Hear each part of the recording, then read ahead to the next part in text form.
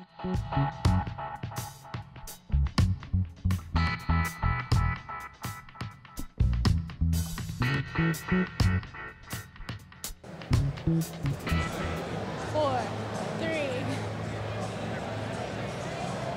Hey guys, welcome back to the floor of the Handbuilt show. I'm standing here with Colt Wrangler. This is his lovely bike in front of us.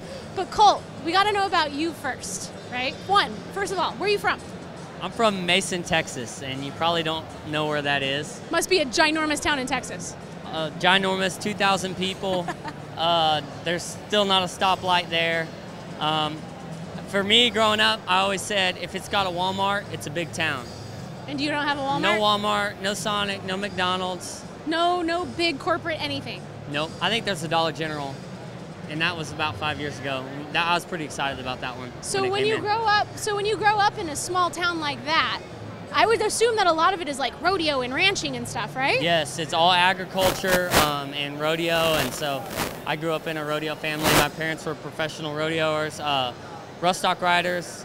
My dad rode bulls professionally. Okay. My mom rode bulls and bareback horses in the WPRA, which is women's professional, and so I grew up in that. So I kind of grew up on the road, moving around, and then we would come home to Mason, and so naturally I started riding bulls full-size bulls when I was like 13. I rode did the mutton busting thing and calves and steers and junior bulls and open pro bulls, and then I rode bareback or saddle bronc horses as well. So throwing your leg over an animal as such is nothing new to you? Nothing new. No. But it's interesting. It's kind of the same mentality. It's the same state of mind. And it's funny. It's like, bikes, it's like, look where you're going. Okay. That's exactly how it is riding horses or riding bulls or anything like that. Look where you want to go. And somehow the horse just knows that you need to go that direction? Well, you got to give him the cues. Okay. You got to give him the cues, but you can't be riding a horse looking here. Right. Because your body's naturally going to move them that way. Right. So it's like a motorcycle. It's like, look where you want to go. Same thing with snowboarding. Yep. You want to do a full spin, you turn your head, the rest of your body follows. Well, you turn your head and then you catch an edge and face forward. I know that. No face forwards here. Yeah. No face forwards here. So what transitioned you from riding bulls to getting into building motorcycles? I think adrenaline was kind of the big deal. You needed to go faster? Yeah. There was a point where I was like riding my R6 a lot, and I even rode it to a bull riding a couple times, and it started to replace that adrenaline rush that I needed. And riding bulls and stuff in broncs, it's like if you're not 110% all the time, if you're just kind of doing it because you love it, but you're not like 110% all the time, it's really not something you need to be doing. Yeah. It's like racing, Requires a lot of focus. Yes. So, riding motorcycles kind of started giving me that fix that I wanted, and I just eventually, quit riding bulls and broncs and just started riding my motorcycle, and then naturally started wrenching on them. Okay. And here we are today from that. And now you've been building bikes full-time for about a year and a half? Year and a half, yeah. Okay. I founded Colt Wrangler Company in 2015, and I was working at an off-road shop. And then at that shop, I was like doing a little bike on the side. Okay. And I built a bike and rode it to the show here in like 2015, I think. To the Handbuilt show? Yeah, I rode it to the Handbuilt show. And like all these people started coming around and they started telling me it was great. And the guys from Iron and Air magazine came up to me and said we want to do a feature on it. And then that kind of started thinking, like, because I didn't know. I did small towns, like, I didn't know if it was cool or not. And so it got me thinking, like, well, if this is that great, like, maybe I could just start doing it for other people. Because I'm tired of putting lift kits on. Yeah. And it just transitioned into that. So there was a good year and a half where I was having to do the side hustle, whether it was, like, mopping floors at a bar after hours, or helping someone at a paint shop or whatever I could do. Right. And then half of the day or at night work at the shop, and then eventually it just got to where it was busy. I couldn't keep up with it, so I just had to make the jump. Right. Perfect example that not everybody wakes up becoming a metal fabricator or a bike builder. It takes time, and you got to have both of those jobs. You got to have something that you can really fall back on, because as you know, metal fabrication doesn't always bring in the most money. No. It's not the most lucrative career on the planet. It's not. No. It takes so much time. It's hard. It's really hard to charge someone for all the hours that you spend. Because they don't know what really goes into a bike like this, and the a lot of people fabrication, don't. the welding, and the shaping, and there's so much to it. And then there's the other side of that where they're your friend or they're a customer that you really like, and you feel bad for charging them for all those hours that you put in. You know, I think that's the hardest time I have. Is like, this person's so cool. I hate to throw them these numbers. Yeah. Because but you have to learn how to not think about your state of mind and how you spend money. Yeah. Yeah. People's state of mind on how they spend money is completely different than yours. Yeah, you always got to know what their budget is, and then tell them right up front, this is what I'm worth. And if you can't pay that, you can take your bike with you. Yeah. Yeah, that's a really hard thing for us to do. This year, I'm figuring that out. This year. Yes. 3 years in the making. 3 years. There's 3 years of like tuna and saltines. And you're going to be figuring out the rest of your life. Yes. The more you do this, the better you become. Right. The more your value goes up, and the more you need to be getting paid. Right. So remember that, people. Remember It's that. true. All Very right. true. Okay, so you went from bull riding to bike building. This is your third Handbuilt show? This is my third now. Congratulations. Yeah. Well, thank you. This is super rad. Let's talk about this bike, because this is an electric bike. So this is something that's pretty unique in comparison to the other 140 bikes that are here. I guess so. Yeah. I mean, a lot of people probably thought how I did about electric bikes. Yeah. I just didn't care. I didn't care. Well, it's electric. You can't hear it. There's no you don't get Yeah. that feeling of sensational vibration between your legs. Yeah. And I had a couple Harleys before this, so I just love that. I just love all that vibrations and all the crazy stuff, and you think it's gonna fall apart at 120, and it's just so rad. And when I went to go pick this up for the customer, I just was like, whatever, and I was like, well, I'm gonna rip it down the street and then load it in the van. And it just looks like a toy, and I got on it, and all of a sudden it was just like, and I'm like, whoa. I had no idea it was so nimble and it was so fast. Sure. But it kind of freaks you out that it doesn't make a lot of noise. It does make a whiny noise. But now, since I put a chain conversion on it, that's the loudest thing on the bike. So when you're riding, you hear all chain. It's like, Right. So I think that electric bikes are really underestimated. I underestimated them. And the cool thing about it is I've been riding bikes for, 5 or 6 years or so, and I like to go fast, like we were talking about earlier. Right. You like to go fast, I like to go fast. Really fast. And this is fun for me, and then I can stick my girlfriend on it who's never ridden a motorcycle ever, and she loves it because it's like throttle, brake. There's no shifting, there's no clutch. It's so simple, and she can get on it and ride it around like a scooter. Yeah. And so it's so versatile, and it's so light, and it's so much fun. It just didn't look like a motorcycle. It didn't look like how it felt. No, and I totally get that. I mean, I'm a gas guzzler through and through. So, I had a hard time when all of these hybrid cars were coming out and these electric cars were coming out. And then when I first heard the first electric Harley, I was like the bikes went by, you couldn't even, it was just so weird and so awkward. Yep. And then I rode one, and it's a complete game changer. It really is, because you have that it's like a constant torque. Yes. There's no shift points, there's no slowing down, you just go faster and faster and faster, and it's so smooth and so progressive, it's perfect. Yep. Yes. I think, in the future, the performance guys are, the more that those kind of guys that like to go fast start getting on them, I think things are really going to start changing. But, it's hard because, it's a brick. It's a brick. Well, it's a brick. It kind of looks like a brick. What did this bike start off as? Just a factory 2012 Zero XU. Okay. So it has factory suspension on it. That's a factory front end, factory bars and risers, controls, factory swing arm. It's actually a factory chain conversion. So I got the chain conversion from Zero. Okay. I just put a 19-inch rear wheel on it on the stock hub, and then I just did all the bodywork and the front number plate.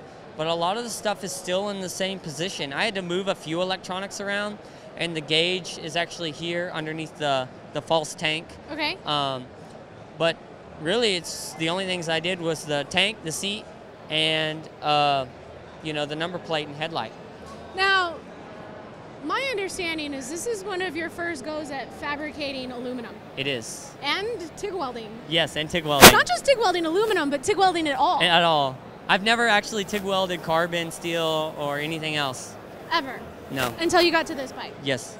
So I would have to say, being a fabricator myself, and I love shaping aluminum because it's like butter, right? Yeah, it's cool. This is pretty good for your first time. Well, thank you. You're welcome. Yeah, I mean, I'm proud of myself, but at the same time, I'm a little self-conscious of it because I know that the guys that are really good at this are going to spot a lot of things wrong with it. But then at the same time, it's like I got to give myself a break. You know, it was funny because when I was welding it, like I started really over here on this side of the tank and on the inside. And it looks like I was just throwing mud at the wall. It was so gross. It was like, and it was like I was creating holes and I was like throwing, rod in there to try to fill these holes I was creating. You know, I was just like, ah. And then by the time I kind of started doing this and coming around to the other side of the tank, then it was like, you could see the progression. It was so weird. Okay. But yeah, well, the coolest thing about it, and we were talking about this earlier, is that a lot of times it's easy to overestimate things. Every time I've done something, I've always like overestimated the building aspect of it. Okay. And I'm not saying that you should go into things like careless, but I've always thought things are going to be like way harder than they were. And a lot of things are hard. The aluminum's hard, and I still have so much to learn. But at the same time, I did it. Honestly, when I started this bike, I didn't know if I was going to do it or not. I was like, I'm going to buy the aluminum, I'm going to see how it works out, and if not, I'm going to go find an old tank, and I'm going to cut it out, and I'm going to shove it over here. Right. If it doesn't work. Make it fit. Make it fit. Right. And then it, also putting yourself to a deadline to where it has to be done. Yeah. It's amazing how you can push yourself to do something you didn't think you could do when it has to be done. Especially for an elite deadline like the Handbuilt show. Yes. It wasn't even done when I got the invitation. I sent him a drawing.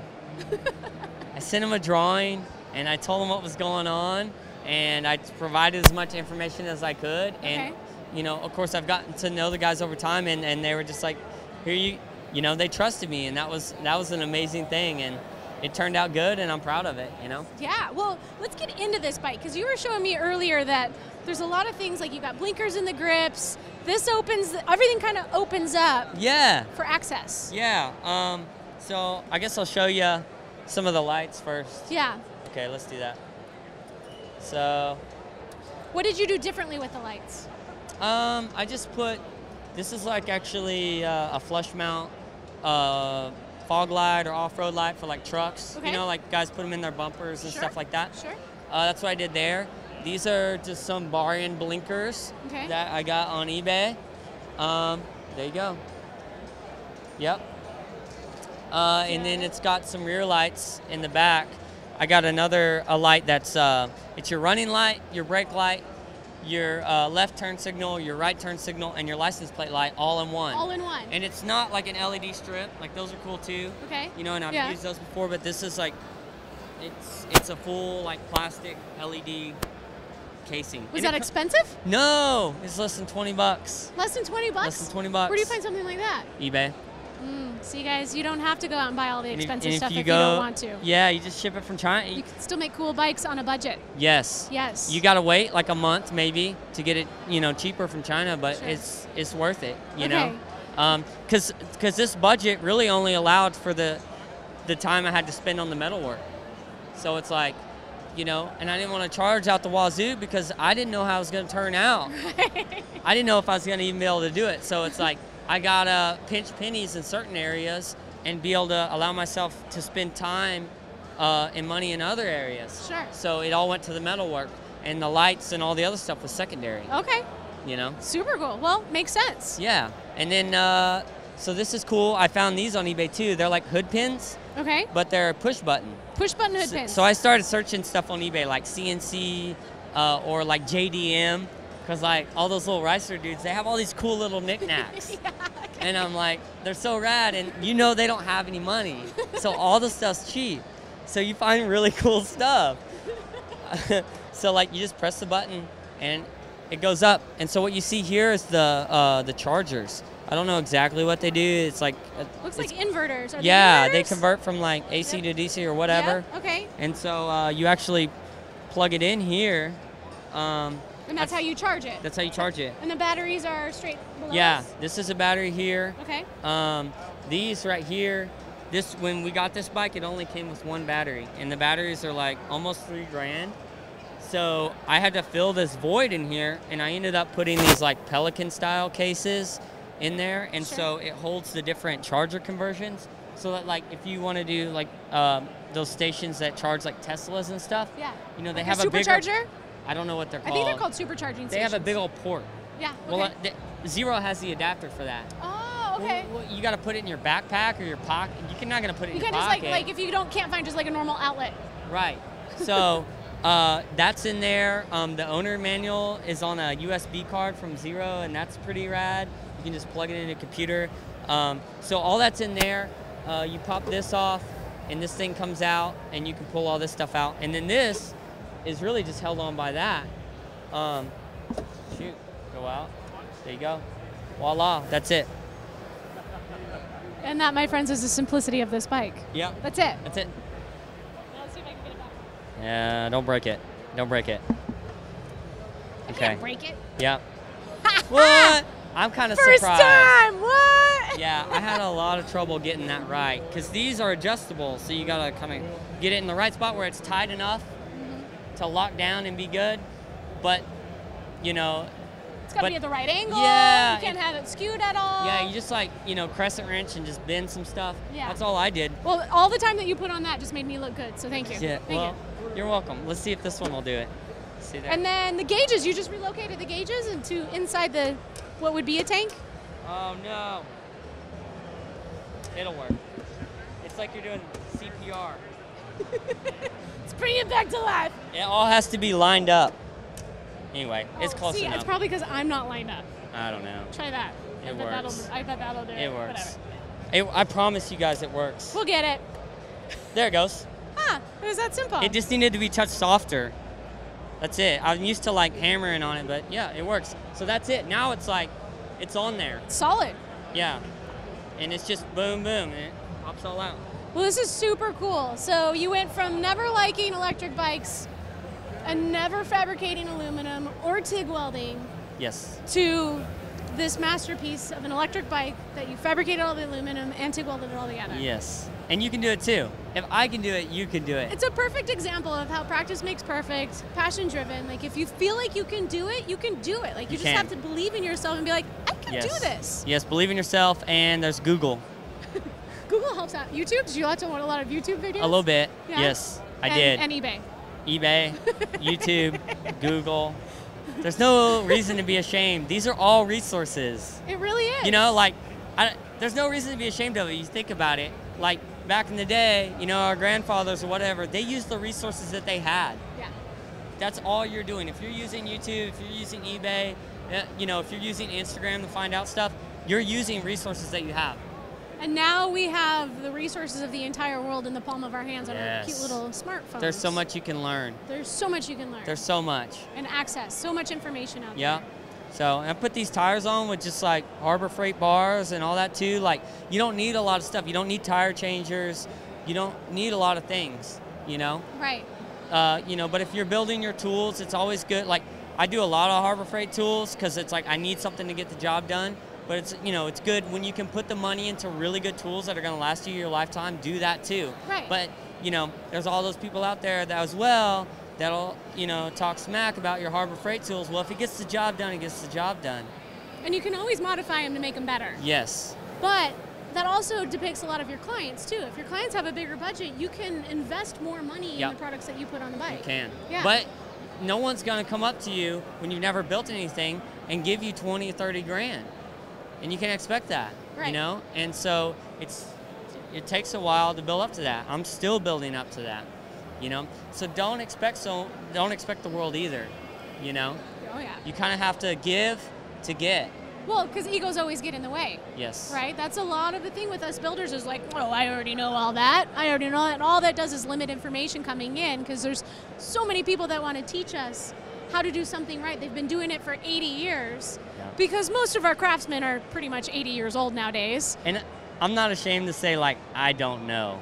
Yes. Get over, and it's hard. And sometimes it still is hard for me to say certain things, especially when you have a business and you're building stuff and it's like somebody can ask you a question and be like, honestly, I don't know. Because I'm not going to lie to them, and I'm not going to BS my way through to get an answer or some sort of answer. Sure. I can say, I don't know, but look at what I've done. You also have the will and the capacity to figure it out, though, too. I will figure it out. Questions, which and is ask big. questions. Yeah. And the thing is if you don't have that kind of pride, a lot of guys that really do know a lot of stuff are more likely to open up to you. Sure.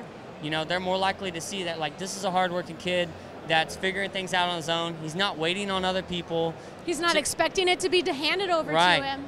Yep. And then it's crazy how many doors will open up if you have that attitude. Right on. Super cool. It is awesome. Super cool. Well, Colt, really good to see you again. Likewise. Congratulations on your 3rd bike in the Handbuilt show. I got to wipe my fingerprints off of it real quick.